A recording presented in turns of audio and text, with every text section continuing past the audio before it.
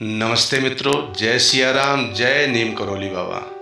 मैं पवन कुमार चतुर्वेदी आशा करता हूँ पूज्य गुरुदेव बाबा नीम करौली जी की कृपा से आप और आपके परिवारीजन कुशलतापूर्वक होंगे।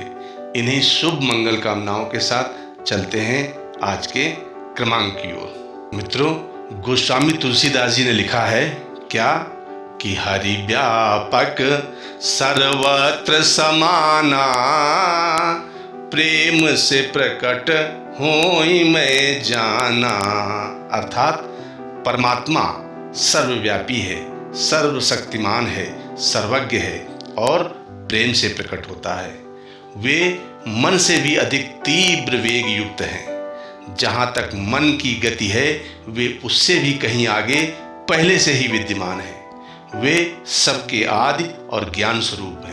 सबके आदि होने के कारण वे सबको पहले से ही जानते हैं। जो परमात्मा सर्वज्ञ है, सर्वव्यापी है, वे हमारे अच्छे बुरे, शुभ अशुभ, पाप पुण्य आदि सभी प्रकार के कर्मों के साक्षी भी हैं। अस्तु उनसे हमारे द्वारा किए गए कोई भी कर्म छिपाए नहीं जा सकते।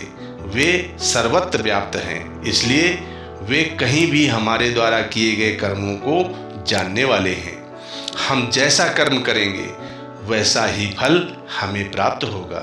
इसलिए हम सदैव शुभ कर्म करें, पुण्य कर्म करें, जिससे हम हमेशा सुख, शांति व आनंद की प्राप्ति कर सकें। ऐसा ही कुछ युग ऋषि परम पूज्य गुरुदेव पंडित श्री राम शर्मा आचार्य जी ने कहा है क्या कि ईश्वर बंद नहीं है मठ में, वह तो व्याप रहा घट घट में।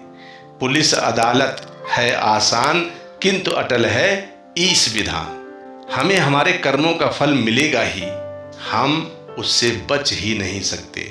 इसलिए हमें ईश्वर को सर्वव्यापी व न्यायकारी मानकर उसके अनुशासन को अपने जीवन में उतारना चाहिए एवं सदा सत्य मार्ग पर चलते हुए शुभ व पुण्य कर्म ही करना चाहिए।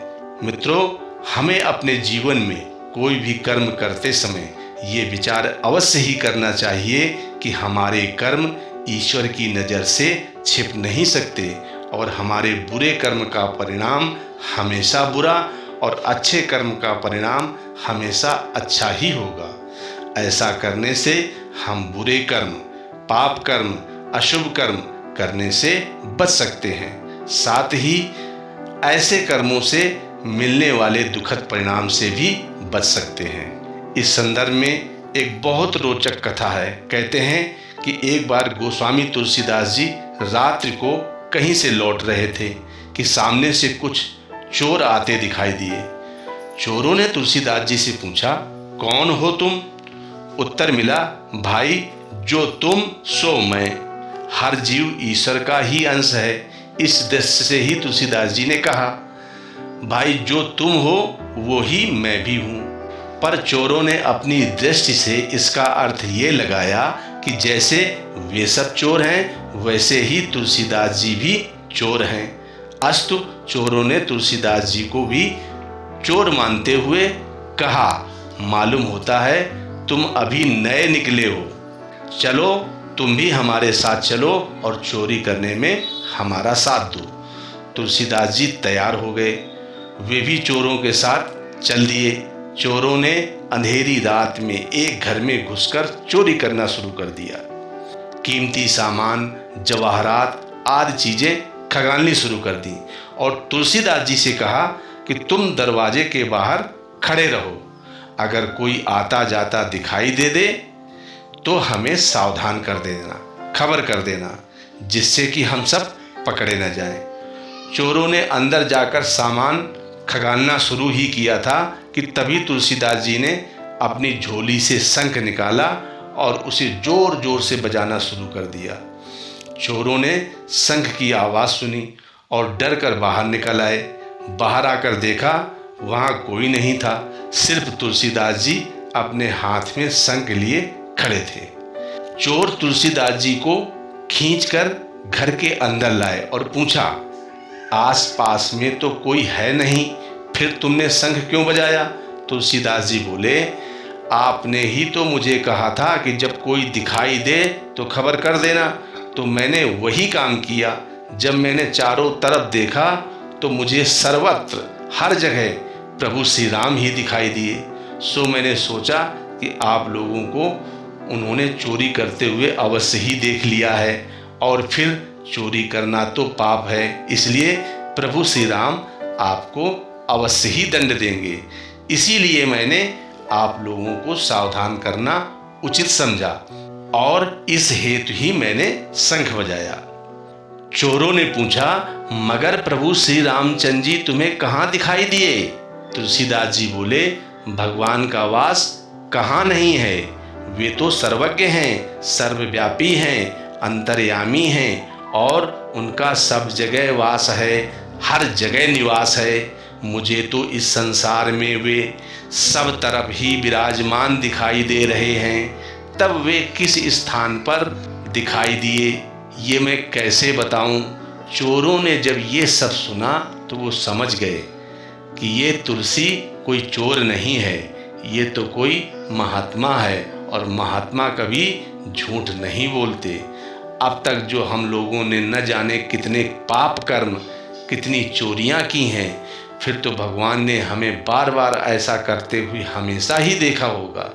उन चोरों को अपने किए कर्मों पर घोर पश्चाताप हुआ। वे सभी तुलसीदास जी के चरणों में गिर पड़े और बोले, महात्मन, आपने आज हमारी आंखें खोल दी हैं। आज से हम कभी भी चोरी जैसे बुरे कर्म नहीं करेंगे। वे सभी चोरी करना छोड़कर सच्चे मार्ग अर्थात ईश्वर के मार्ग पर चल पड़े। वे सभी तुलसीदास जी के शिष्य बन गए और ईश्वर की भक्ति करने लगे। मित्रों, ईश्वर को घट घट उपस्थित मानने से जीवन यूं ही बदल जाता है। मित्रों, प्रभु श्री राम का कोई आदि और अंत नहीं है। वह परम प्रकाशमय, परम आनंदमय, सर्वज्ञ और सर्वशक्तिमान पूर्ण परमेश्वर हैं। उनके नाम के सुमिरन से ही हृदय का अज्ञान मिट जाता है और प्रकाश छा जाता है। सारा संसार एकमात्र उसी के प्रकाश से प्रकाशित है। प्रभु श्री राम माया के भी स्वामी हैं। प्रभु श्री राम रूपी सूर्य का दर्शन पाने पर माया मोह रूपी रात का अंधेरा सदा के लिए मिट जाता है। और इसीलिए तुलसीदास जी ने लिखा है क्या कि सुमिरत जाहि मिटहि अज्ञाना, सोई सर्वज्ञ राम भगवाना। मित्रों, आज का क्रमांक कैसा लगा कमेंट करके अवश्य बताएं। यदि वीडियो पसंद आया हो तो वीडियो को लाइक और शेयर अवश्य कर दें। मिलते हैं अगले क्रमांक में, तब तक के लिए नमस्ते मित्रों। जय सिया राम, जय नीम करोली बाबा।